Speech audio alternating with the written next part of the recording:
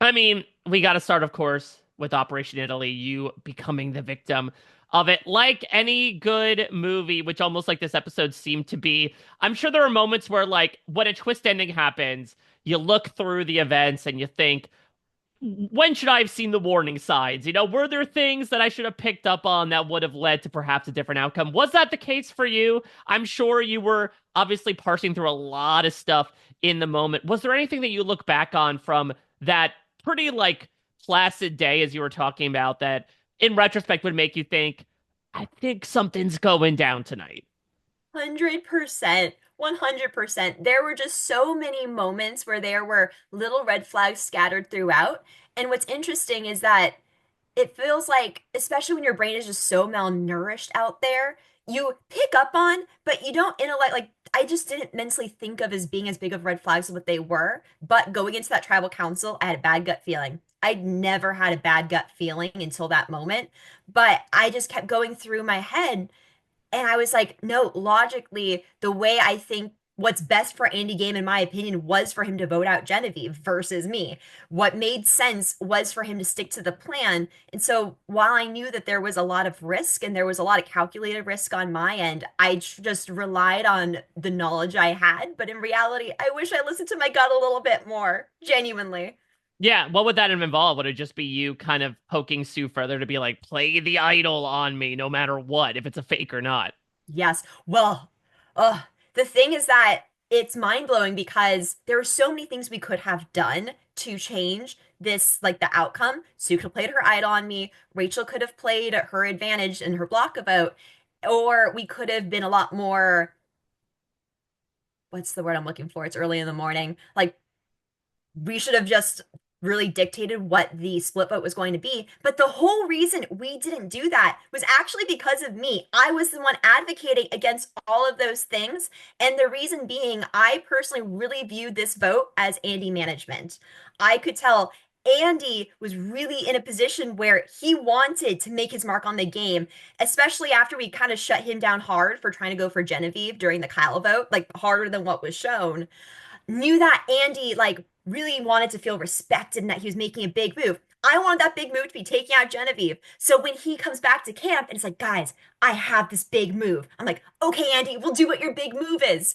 And so it's trying to like just appease him. And I was worried because there's some things that we could do to just guarantee this vote works in our way. But Andy's going to be pissed after. He's going to feel disrespected, like we weren't listening to him, and things are just going to be chaotic and way more unpredictable moving forward. So it was a very calculated risk to choose to like advocate against all those things. But I was really doing it to try to give Andy the most agency possible. Because at the end of the day, it actually was tied to my strategy. I wanted to be the person to help make moves happen, but never be the reason for it. So I Hmm. was trying to execute the plan exactly how Andy wanted it to. So he felt full control and agency. But in reality, behind the scenes, the vote happened because of how I was pushing other people to follow along with the plan.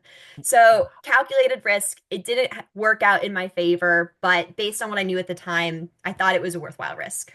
Yeah, so we got a little bit of a tidbit of what your plan would have been had everything gone off without a hitch, that it seems like it just would have been Genevieve, Sam, Andy, and then this ideal final four. Was that the case? Because this Rachel thing, so Oh, yeah. interesting that Mhm. at this split tribal council, you're the one that is like really trying to open everyone's eyes to the fact that Rachel's the most dangerous player there. It seems like the past couple weeks, there's a little bit of a motto from our perspective of like, if you can't beat them, join them. You're in a final three with her and Sue. It seems like she was in these final four plans. So, talk to me about your ideal endgame and how does Rachel factor into that? Absolutely. So, some context I'm excited to provide is that Rachel and I were actually in a close alliance ever since Sierra went home. The night Sierra went home, we had a wonderful conversation at night, basically being like, we actually want to work with each other. We've been on the opposite sides of the votes, but like really get good vibes from each other. And I think my perspective at that time was I always viewed like Rachel as a threat, but it was because she's like so strategic and smart and she has a charisma and way about her that's so endearing. And like I wanted to work with her. That's why I thought she was so threatening because I could tell other people felt the same way. But at the end of the day, I was really, especially at that point in the early merge, looking for another like strategic person to really collaborate with. So after the Sierra vote, and especially after the Saul vote, like Rachel became my strategic number one. And so that's why you see that lull where I'm not trying to target her as much, is because I'm loving collaborating with her and strategizing with her. We were working like fantastically together as well. And so it's one of those things too where I felt like Rachel had so much like she was a threat, but when it's a threat working with you and like I felt like we were elevating each other's games, I was okay working with her. I was always keeping tabs, which is what you see in the episode. I was never like sold on going to the final three with her. I was thinking maybe we use Sue's idol to take out Rachel. So I was always wary of her, but I loved working with her. Yeah, so it's interesting that you mentioned Rachel sort of becoming your strategic number one, because I think our assumption would have been that position would have been filled by someone like Gabe. And, when I talked with Gabe, he had said that he had sort of bonded with you two as feeling like you were kind of the only ones to kind of talk eye to eye with strategy on Tuku. So talk to me a bit about your dynamic and ultimately, your decision to vote against him. Was that more of a market move to take it out? Was it more so you sensing where the tide was going and jumping onto the numbers? Absolutely. So Gabe was my first strategic number one, and I have to say I am so grateful I was on Tuku with him. Like I loved our dynamic in Tuku. We worked so well together, and it was a beautiful balance of strategically playing things back and forth. It was incredibly collaborative. It was like I loved our chats on Tuku, and I loved the plans that we created together. Never had to be realized because we didn't go to tribal, but there was a great base there. And but as we shifted into the merge, I'll try to keep this short. As we went into the merge, I proposed a plan to Tuku of, you know what, we are like in my head, I'm like, we're a fractured bunch, but let me come up with a plan to allow us to kind of, try to work together a little bit more. One of our plans was we pretend that Gabe is just truly on the bottom. And Hmm. so we did not talk a lot at the beginning of Merge. And when we did talk, it started shifting away from us being very collaborative strategically to the few times that we talk, it felt more like Gabe was trying to tell me what we were going to do. And when I'd push back and try to have, more collaboration, it felt more like Gabe was just thinking what was good for his game and being less open to feedback and other ideas. That is when I decided, okay, I my whole plan with Gabe was to work with him and he takes the credit for the moves that we make together. And that was fine by me because I knew it was collaborative. But if it stops becoming collaborative and actually turns into the reality of Gabe just telling me what to do, like that's not the game I want to play. And I was worried it was turning into that. So that's when I made the very conscious decision to get rid of him, was when the collaboration stopped. Now, luckily, the third part of the sort of wounded bird triangle still remains in the form of Sue. And this is, of course, a very personal dynamic that also does turn strategic. So, talk to me about a bit of this relationship and what was it like in that very tense moment when you had to go to her, knowing that she is someone that can sometimes, feel a certain way about when votes don't go her way and try to bridge the gap of, I still want to work with you. Absolutely. So in that moment, Sue can be scary. You've seen what happens if Sue doesn't like you and Sue feels betrayed by you. She's picturing your head on the other side of that coconut and she is going to town. So I was definitely nervous because what I'll quickly say is people tell you going into Survivor, there's things that you'll just never predict or expect. I would have never expected to have an alliance member like Sue. Like Sue is as loyal as you could possibly be. I never knew I could truly trust someone to never write my name down. So much so she told everyone she will never write my name down. She refused to ever even acknowledge it. I told her, Sue, you're allowed to pretend that you want to vote for me. She's like, no, I only want to introduce it. You're good, Caroline. I'm like, okay, I don't know how I feel about that. But all that to say, I knew we had such a solid base and foundation, and I kind of felt like I knew how to speak, Sue, in terms Hmm. of speak from your heart, wear your heart on your sleeve, talk about how much something means to you and your rationale for why you did something.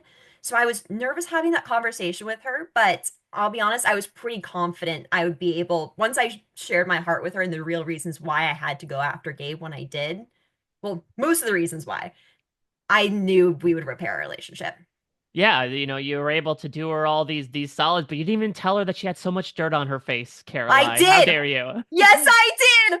Yes, I did. Every single day. I tried so hard. Rachel did too. Other tribemates did too. And okay, I would love to clarify this as well. It's not dirt on her face, it's mostly soot. So Sue is Oh. incredible, and she would tend to the fire a lot. And the way she would tend to the fire is moving things around in a way where her hands were very sooty, and she would touch her face quite a bit. So we would spend a lot of time trying to scrub it off her face, but since it's soot, it was really caked in there. And the times that we did, there were times too when she's like, it's okay, it's fine, we'll leave it. Do I think she would have said that if maybe, she knew how much was on there? I don't know. But we tried. I love it. I do want to also just ask a quick point of clarification because, look, Yeah. certainly there's been some stuff going around about Kyle said something to Rome about Sue and Caroline, and then Rome, perhaps in a response to an interview that I may have done, said, "Oh, well, that wasn't the comment." Can you clarify from your perspective? Because Rome did say that he told you and Sue about what Kyle had told him. Was it as simple as Tweedledee and Tweedledum, or was there something else that we're not aware of?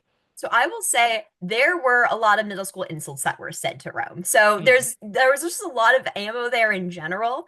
And again, Rome did tell Sue and I, but again, it felt very calculated, very strategic. He was not, I did not feel like Rome was saying that out of the goodness of his heart. It was more like, I'm trying to get you really angry at Kyle. However, behind the scenes, one, we're all starving and angry. So I think sometimes that's name calling is how people vent. The other is that right before the merge, I proposed a plan to Tuku. Okay, and I'm gonna try to be brief about this because it can get a little in the weeds.